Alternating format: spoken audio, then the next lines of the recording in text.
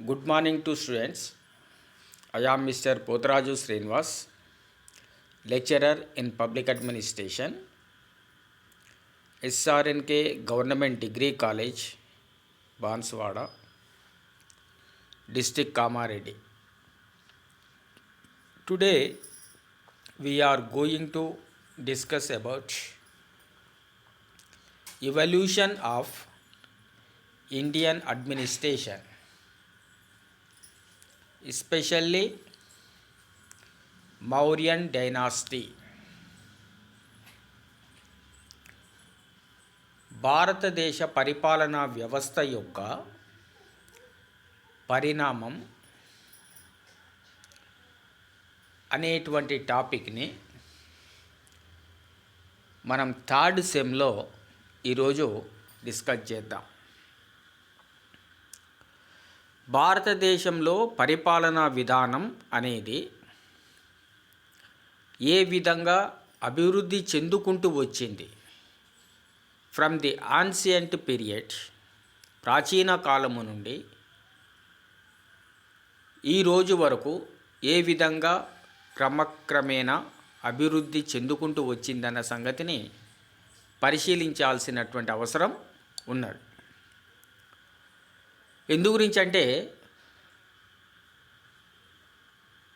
కాలం గడుస్తున్న కొద్దీ, పరిణామం చెందుతున్న కొద్దీ వ్యవస్థల్లో అభివృద్ధి అనేది సాధ్యమవుతూ ఉంటుంది. సింధు నాగరికతలో నివసించినటువంటి ప్రజల యొక్క జీవన విధానానికి మౌర్యుల కాలంలో ఉన్నటువంటి ప్రజల జీవన విధానానికి మధ్య కొంత అభివృద్ధి సాధ్యమవుతూ ఉంటుంది.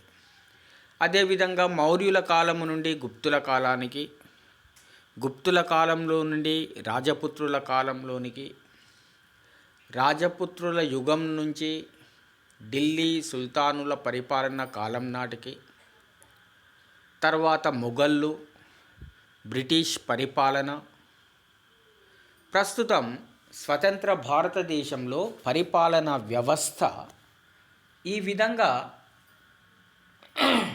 ప్రతి తరానికి, ప్రతి శతాబ్దానికి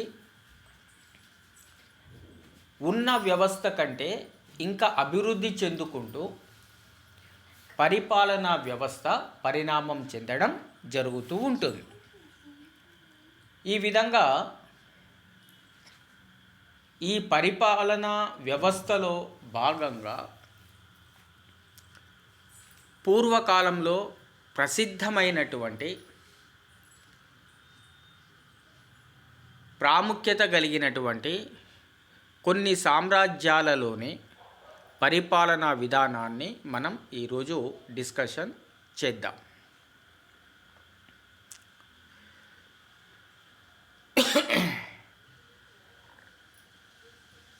షోడశ జనపదాలు ఏర్పడిన తర్వాత సింధు నాగరికత అంతమైపోయి వేదకాలం ఆవిర్భావం జరిగి భారతదేశంలో షోడశ జనపదాలు ఏర్పడిన తర్వాత ఇవన్నీ కూడా ఏకం చేసినటువంటి రాజవంశం ఏదైనా ఉంది, సామ్రాజ్యం అనేది గుర్తింపుకు నోచుకున్నటువంటి చరిత్ర హార్యంక రాజవంశ అనేది. హార్యంక వంశం తదనంతరం శిశునాగ వంశం, శిశునాగ వంశం అనంతరం నందవంశం, నందవంశానికి చెందినటువంటి చివరి చక్రవర్తి అయినటువంటి మహాపద్మనందుని ఓడించి యావత్తు భారతదేశాన్ని పరిపాలించినటువంటి చంద్రగుప్త మౌర్యుడు ద్వారా మౌర్య సామ్రాజ్యాన్ని క్రీస్తు పూర్వం 322వ సంవత్సరంలో ఏర్పాటు చేసినట్లుగా మనకు చారిత్రకపరమైనటువంటి ఆధారాలు ఉన్నాయి. అయితే చరిత్రను మనం అర్థం చేసుకోవాలంటే కొన్ని ఆధారాలను మనం చూస్తూ ఉంటాం. వాటినే సోర్సెస్ ఆఫ్ హిస్టరీ అని కూడా పిలుస్తూ ఉంటాం. మనకు చారిత్రక ఆధారాలుగా ప్రధానంగా రెండు అంశాలను గుర్తిస్తూ ఉంటాం. ఒకటి రచనలు అంటే literacy, second one is archaeological evidences అంటే కట్టడాలు, పురావస్తుకు సంబంధించినటువంటి అంశాలు, దేవాలయాలు, స్తంభాలు, స్తూపాలు, ఆ రాజులు వేయించినటువంటి రాజశాసనాలు, వాటెవర్ మేబీ, వీటి ద్వారా పూర్వకాలంలో ఉండేటువంటి సామ్రాజ్యాల యొక్క చరిత్రను అధ్యయనం చేయడానికి, పరిపాలనా విధానాన్ని అధ్యయనం చేయడానికి అవకాశం దొరుకుతూ ఉంటుంది. అయితే భారతదేశం యావత్తును ఒక సామ్రాజ్యంగా ఏర్పాటు చేసి ఆసేతు హిమాచలం పరిపాలించినటువంటి మొట్టమొదటి సామ్రాజ్యంగా మనం మౌర్య సామ్రాజ్యాన్ని గుర్తిస్తూ ఉంటాం. ఈ మౌర్య సామ్రాజ్యం యొక్క పరిపాలనా విధానాన్ని, రాజకీయ విధానాన్ని అర్థం చేసుకోవడానికి ఇక్కడ కొన్ని రచనలు, కొన్ని పురావస్తు ఆధారాలు మనకు కనిపిస్తూ ఉన్నాయి. ఇందులో ప్రధానంగా మనం ఈరోజు డిస్కస్ చేసేది రచనలకు సంబంధించినటువంటివి. మౌర్యుల యొక్క పరిపాలనా విధానాన్ని పూర్తిగా అధ్యయనం చేయడానికి ప్రధానంగా మనకు రెండు గ్రంథాలు ఉపయోగపడుతూ ఉన్నాయి. అవి ఏమిటి అని అంటే, ఒకటి మెగస్తనీస్ రచించినటువంటి ఇండికా అనబడేటువంటి గ్రంథం. ఇది చాలా ప్రసిద్ధమైనటువంటి గ్రంథం. ఈయన పాటలీపుత్రంలో నివసించినాడు. ఆ రోజుల్లో మౌర్య సామ్రాజ్యం యొక్క పరిస్థితిని కళ్ళకు కట్టినట్టుగా ఈ గ్రంథంలో వివరించడం జరిగింది. అదేవిధంగా అర్థశాస్త్రాన్ని కౌటిల్యునికి మరొక పేరు చాణక్యుడు. ఈయన అర్థశాస్త్రాన్ని రచించినాడు. ఈ అర్థశాస్త్రం అనబడేటువంటి గ్రంథంలో దేశ పరిపాలనా విధానాన్ని సంపూర్ణంగా వివరించడం జరిగింది. ఈ రెండింటి గురించి ఈరోజు నాడు మనం కూలంకషంగా డిస్కస్ చేద్దాం. అదేవిధంగా పురావస్తు ఆధారాలైనటువంటి అశోకుని యొక్క శాసనాలు, అశోకాస్ ఎడిక్ట్స్, అదేవిధంగా సాంచి స్తూప, వీటి ద్వారా మౌర్యుల యొక్క చారిత్రక ఆనవాళ్లను మనం గమనించవచ్చు. ఇందులో భాగంగా ఫస్ట్ వన్ ఈజ్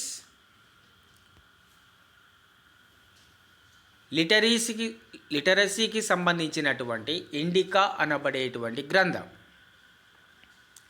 ఈ ఇండికా అనబడేటువంటి గ్రంథాన్ని రచించినటువంటి వారు Megasthenes. Indica was written by Megasthenes. ఇతడు గ్రీక్ రాయబారి.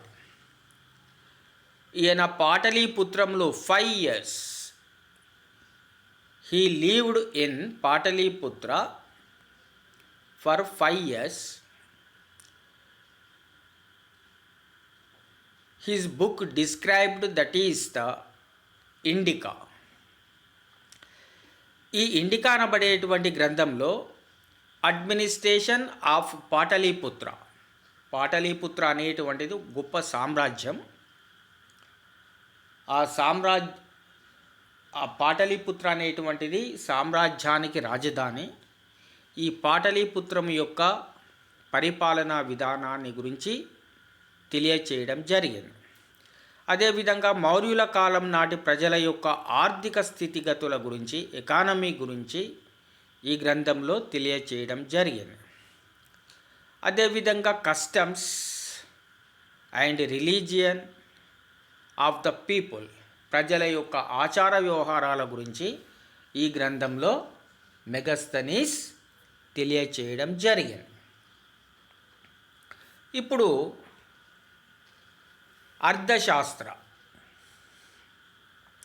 అర్థశాస్త్రాన్ని రచించినటువంటి గొప్ప రాజనీతిజ్ఞుడు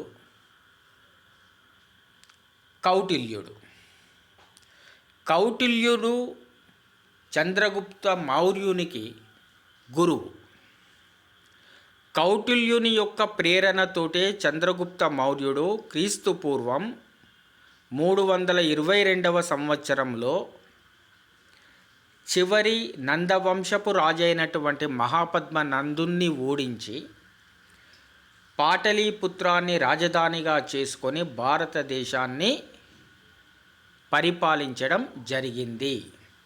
అంటే చారిత్రకంగా ఒక పెద్ద సామ్రాజ్యాన్ని ఏర్పాటు చేసినటువంటి రాజవంశం మౌర్య సామ్రాజ్యం. ఈ మౌర్య సామ్రాజ్యంలో చంద్రగుప్త మౌర్యునికి మంత్రిగా కౌటిల్యుడు కొనసాగినాడు. కౌటిల్యుడు రాజు యొక్క దినచర్య గురించి,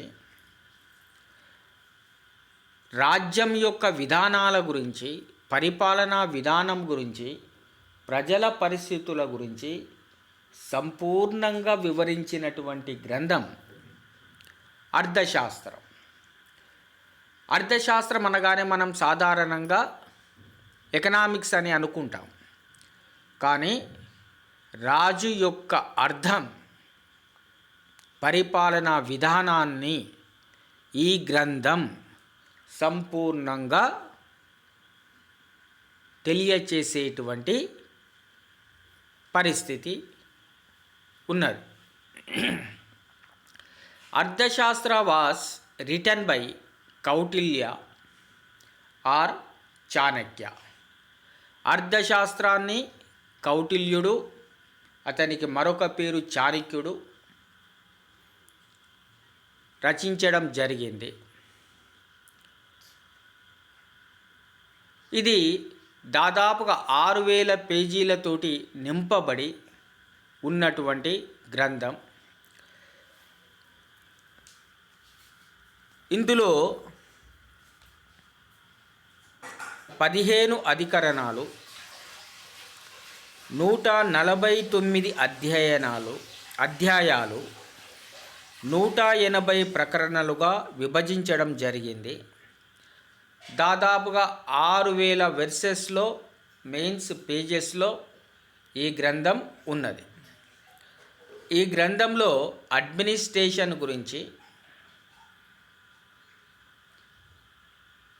అదేవిధంగా రాజు యొక్క విధుల గురించి, డ్యూటీస్ ఆఫ్ కింగ్స్ గురించి, మంత్రుల యొక్క విధుల గురించి, ఫంక్షన్స్ ఆఫ్ మినిస్టర్స్ గురించి, ఆర్గనైజేషన్ ఆఫ్ సివిల్ సర్వీసెస్ గురించి, పరిపాలనలో ఉండేటువంటి పౌర ఉద్యోగుల గురించి, information about the religion with kingdoms, మతం యొక్క పరిస్థితుల గురించి, అదేవిధంగా కస్టమ్స్ గురించి మొదలైన వాటి గురించి ఈ గ్రంథం మనకు వివరిస్తూ ఉంటుంది. అయితే ఇక్కడ మనం చెప్పుకోవాల్సినటువంటి అంశం ఏంటి అంటే, కౌటిల్యుడు రచించినటువంటి అర్థశాస్త్రంలో ప్రాచీన భారతదేశానికి సంబంధించినటువంటి ఈ మౌర్యుల పాలన గురించి సంపూర్ణంగా తెలుసుకోవడానికి అవకాశం లభించింది.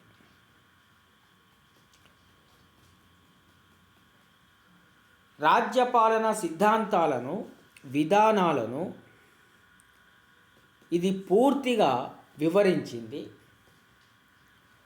ప్రధానంగా ఈ అర్థశాస్త్రంలో 15 అధికరణాలు, 149 అధ్యాయాలు, 180 ప్రకరణలుగా 6000 పేజీలతోటి తాళపత్రాలతోటి రాయబడి ఉంది. ఈ అధికరణాలలో ఒక్కొక్క అధికరణంలో ఒక్కొక్క ప్రధాన విషయాన్ని వివరించడం జరిగింది. ప్రభుత్వ పాలన అధ్యయనానికి సంబంధించిన 4 అధికరణాలలో అంటే ప్రథమ, ద్వితీయ, పంచమ, 6వ అధికరణాలలో పాలన విధానానికి సంబంధించిన విషయాలను అర్థశాస్త్రంలో కౌటిల్యుడు వివరించినాడు. మొదటి అధికరణమైనటువంటి దానికి పేరు వినయాధికారం. ఈ వినయాధికారం అనేటువంటి అధికరణంలో రాజు చేయవలసినటువంటి విధుల గురించి, అదేవిధంగా రోజువారీ కార్యక్రమాల గురించి వివరించడం జరిగింది. ఇక రెండవ అధికరణమైనటువంటి అధ్యక్ష ప్రచారంలో రాజ్యానికి సంబంధించినటువంటి వివిధ అధికారాలు, రాజ్యపాలనకు సంబంధించినటువంటి విషయాలు, దుర్గాల యొక్క నిర్మాణాలు, రాజధాని నిర్మాణం మొదలైనటువంటివి వివరించడం జరిగింది. 5వ అధికరణమైనటువంటి యోగ వృత్తము అనబడేటువంటి అధికరణంలో రాజు తీసుకోవాల్సినటువంటి జాగ్రత్తలు, రాజ్యంలో పనిచేసే వివిధ సేవకుల యొక్క జీతభత్యాలు, ఉద్యోగ నియామకాలు, పదవీ విరమణానంతర భత్యాలు మొదలైనటువంటివి చాలా కూలంకషంగా వివరించడం జరిగింది. అంటే ఈరోజు నాడు ఉన్నటువంటి భర్తీ, శిక్షణ, పదోన్నతి, వేతన సదుపాయాలు, సర్వీస్ నిబంధనలు మొదలైనటువంటి వాటిని క్రీస్తు పూర్వము 3వ శతాబ్దంలో రాయబడినటువంటి అర్థశాస్త్రములోనే కౌటిల్యుడు వివరించడం జరిగింది. 6వ అధికరణంలో మండలయోని అధికరణంలో రాజ్యానికి అత్యవసరమైనటువంటి లక్షణాలను, అతి ముఖ్యమైనటువంటి లక్షణాలను, మెయిన్ ప్రావిజన్స్ ఆఫ్ స్టేట్స్ని పూర్తిగా వివరించినాడు. ఇప్పుడు మనం రాజ్య లక్షణాలు అని ఏవైతే పిలుచుకుంటున్నామో ప్రజలు, ప్రదేశం, ప్రభుత్వం, సార్వభౌమాధికారం, ఈ 4 ప్రధాన లక్షణాలు అంతర్జాతీయ గుర్తింపుతో సహా ఈ రోజునాడు ప్రతి స్టేట్కి ఉండవలసినటువంటి మినిమం క్యారెక్టర్స్ అని ఈ రోజునాడు మనం గుర్తిస్తూ ఉన్నాం. కానీ కౌటిల్యుడు క్రీస్తు పూర్వము 3వ శతాబ్దంలోనే తన మండలయోని అధికరణంలో సప్తాంగ సిద్ధాంతాన్ని వివరించడం జరిగింది. ఇది మోస్ట్ ఇంపార్టెంట్ అయినటువంటి పాయింట్. సప్తాంగ సిద్ధాంతాన్ని, సప్త ప్లస్ అంగ సిద్ధాంతాన్ని వివరించినాడు. అంటే రాజ్యానికి 7 అంగాలు ఉంటాయి, 7 organs should be have to the state అనేటువంటి అంశాన్ని కౌటిల్యుడు పేర్కొనడం జరిగింది. ఈ సప్తాంగ సిద్ధాంతంలో ఈయన రాజ్యానికి ఉండాల్సినటువంటి అంశాలను వివరించినాడు.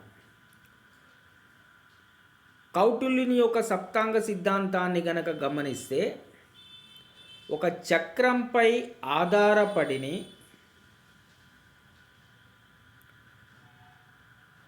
బండిని నడపలేనట్లే ఎంతటి బలవంతుడైనటువంటి రాజు అయినప్పటికీ రాజ్యాన్ని ఒక్కడే పరిపాలించలేడు.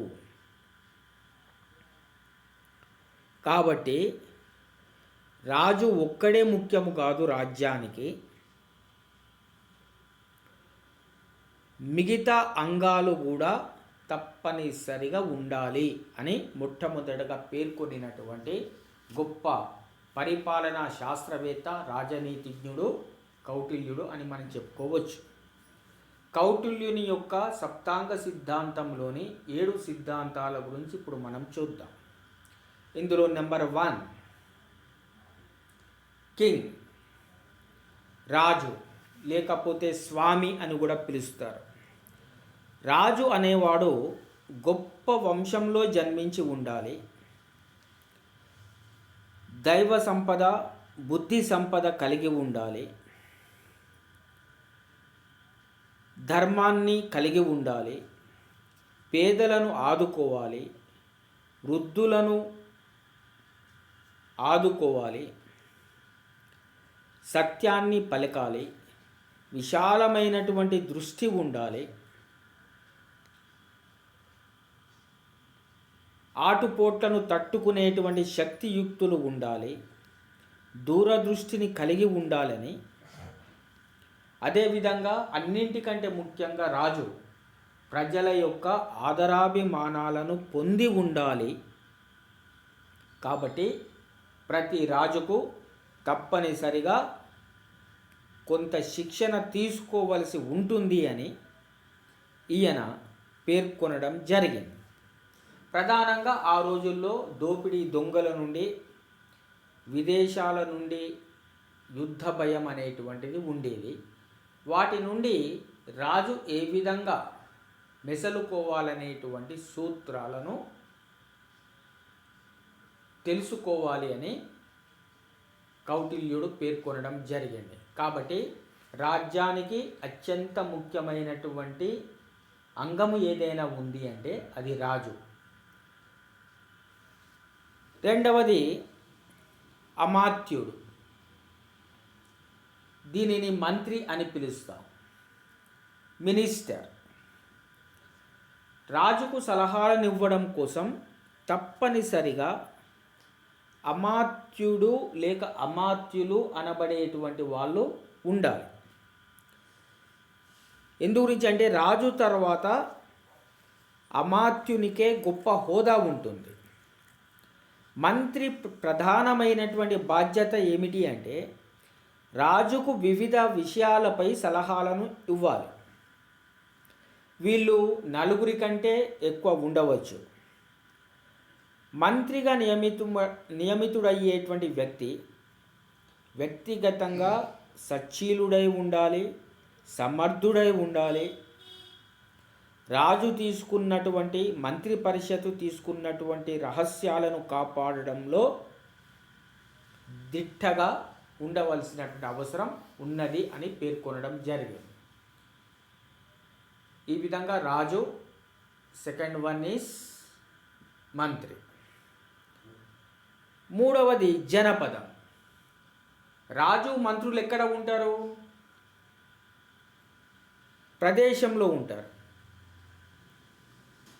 ప్రదేశం లేకపోతే రాజు, మంత్రి, ప్రజలు అనేటువంటి వ్యవస్థ ఉండనే ఉండదు. కాబట్టి రాజు పరిపాలనకు గాను తప్పనిసరిగా కొంత విస్తీర్ణంలో ప్రదేశం ఉండాలి. ఆ ప్రదేశం కూడా ప్రకృతి వనరులను, సహజ సంపదను కలిగి ఉన్నట్లయితే రాజుకు అవసరమైనటువంటి పరిపాలనకు అవసరమైనటువంటి విత్తం లభిస్తూ ఉంటుంది. తద్వారా ప్రజలు ఆదాయాన్ని పొందుతారు, పన్నులను చెల్లించగలుగుతారు. ఆ పన్నుల ద్వారా రాజు పరిపాలన చేయగలుగుతాడు. కాబట్టి ఆ రాజ్యంలో ఉండేటువంటి ప్రదేశం అన్ని రకాలైనటువంటి సహజ వనరులతోటి తులతూగి ఉన్నప్పుడు ఆ రాజ్యం అభివృద్ధి చెందడానికి అవకాశం ఉంటుంది అని కౌటిల్యుడు చెప్పినాడు. ఇక ఫోర్త్ వన్ ఈజ్ దుర్గం. దుర్గంను మరొక పేరు ఏంటంటే రాజధాని, క్యాపిటల్ సిటీ. జనపదానికి దుర్గం ప్రధానమైనటువంటి అంగం. ఒక దేశానికి రాజధాని అనేటువంటిది కీలకమైనటువంటి అంగం. ఇది రాజు నివాసం ఉండడానికి, మంత్రి పరిషత్ సభ్యులు ఉండడానికి, సైన్య వ్యవస్థ ఉండడానికి ఇది ఉపయోగకారిగా ఉంటుంది. అర్థశాస్త్రంలో 4 రకాలైనటువంటి దుర్గాల గురించి, రాజధానుల గురించి కౌటిల్యుడు వివరించినాడు. అవి ఏమిటి అంటే, ఒకటి జలదుర్గం. సముద్రంలోనైనా కూడా, దీవుల్లోనైనా కూడా రాజధాని ఉండవచ్చు. అదేవిధంగా ఎడారి ప్రాంతాల్లో దుర్గం ఉండవచ్చు, రాజధాని ఉండవచ్చు. అదేవిధంగా అడవుల్లో కూడా రాజధాని ఉండవచ్చు, వనదుర్గం అని పిలుస్తారు. అదేవిధంగా పర్వతం పైన కూడా దుర్గాలు ఉండవచ్చు, రాజధాని ఉండవచ్చు. దీన్ని పర్వత దుర్గం అని పిలుస్తారు. ప్రధానంగా కౌటిల్యుడు జలదుర్గం, పర్వత దుర్గం, ఎడారి దుర్గం, వనదుర్గం,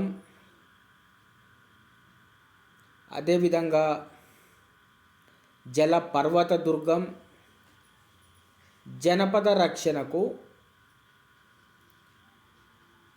ఎడారి వనదుర్గాలు, ఆటవికులకు ప్రమాద సమయంలో పారిపోయి తలదాచుకోవడానికి ఉపయోగపడతాయని కౌటిల్యుడు పేర్కొన్నాడు. అంటే ఆ రాజ్యానికి ఉండేటువంటి భౌగోళిక పరిస్థితిని బట్టి ఆ దేశంలో కొండలపైన కానీ, అడవుల్లో కానీ, అదేవిధంగా జలప్రాయమైనటువంటి ప్రదేశంలో కానీ, ఈ విధంగా ఎలాంటి పరిస్థితుల్లో ఆ ప్రదేశం భౌగోళిక విస్తీర్ణం ఉంటే అక్కడ రాజధాని ఉండాలని కౌటిల్యుడు పేర్కొనడం జరిగింది. ఫిఫ్త్ వన్ ఈజ్ కోశం. దీన్ని ధనాగారం అని కూడా పిలుస్తారు. రాజ్య అవసరాలను తీర్చగలిగే విధంగా రాజ్య ధనాగారం అనేటువంటిది ఉండాలి. ఇది డబ్బుతోటి నిండి ఉండాలని అర్థశాస్త్రం చెబుతుంది. ప్రజల ఉత్పత్తుల్లో 1/6 నుండి 1/3 వంతు పన్ను రూపంలో స్వీకరించి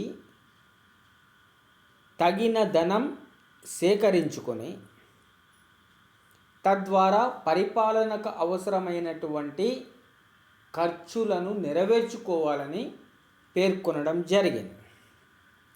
అదేవిధంగా బంగారం, లోహాలు సమకూర్చుకోవలసి ఉంటుందని, అత్యవసర పరిస్థితుల్లో దీర్ఘకాలం రాజ్య అవసరాలు తీర్చే విధంగా ధనాగారం ఉంచుకోవాలని కౌటిల్యుడు పేర్కొన్నాడు. నెంబర్ 6th వన్ ఈజ్ దండం. దీన్ని మిలిటరీ అని కూడా పిలుస్తారు, సైన్యం అని కూడా పిలుస్తారు. రాజు తన ఆధీనంలో బలమైనటువంటి సైనిక శక్తిని ఎల్లప్పుడూ కూడా ఉంచుకోవాలి. రాజు విజయమంతా అతని సైన్యంపై ఆధారపడి ఉంటుంది. మెలకువలు, దేహదారుఢ్యం, దేశభక్తి కలిగినటువంటి సైన్యం తప్పనిసరిగా ఉండాలి. ఇది పదాతి సైన్యంగా, అదేవిధంగా గుర్రపు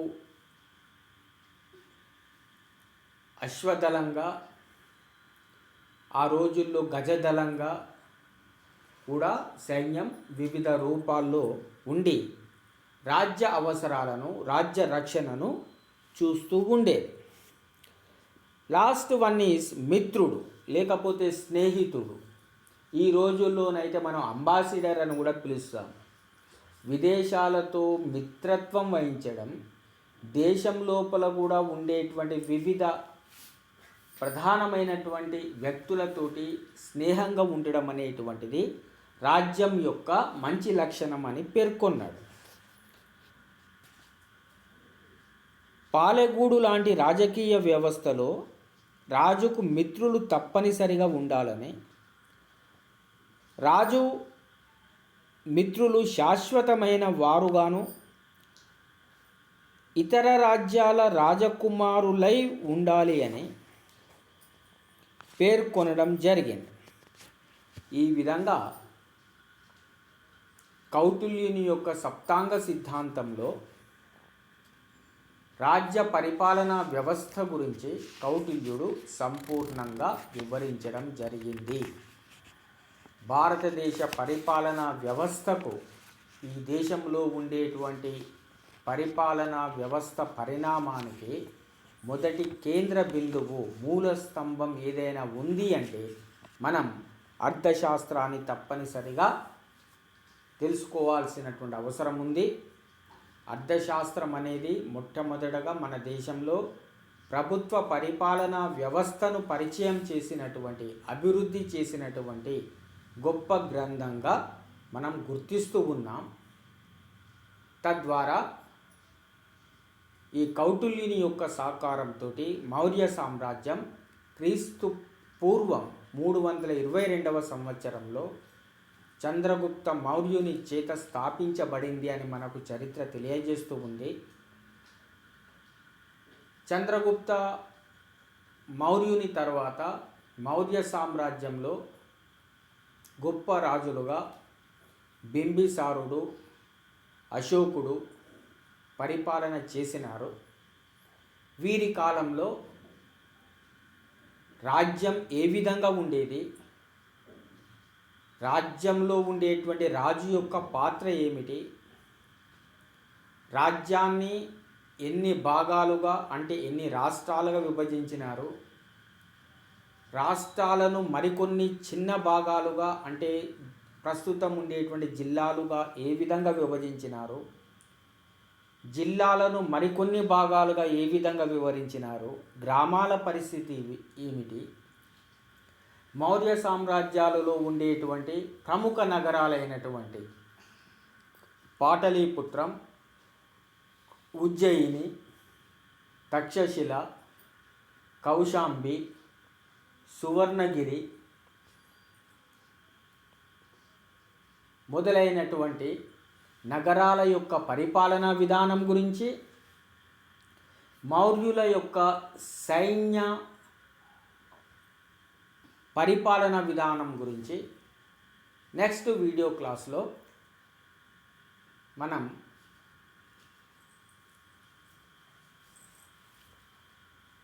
డిస్కస్ చేద్దాం. Thank you one and all.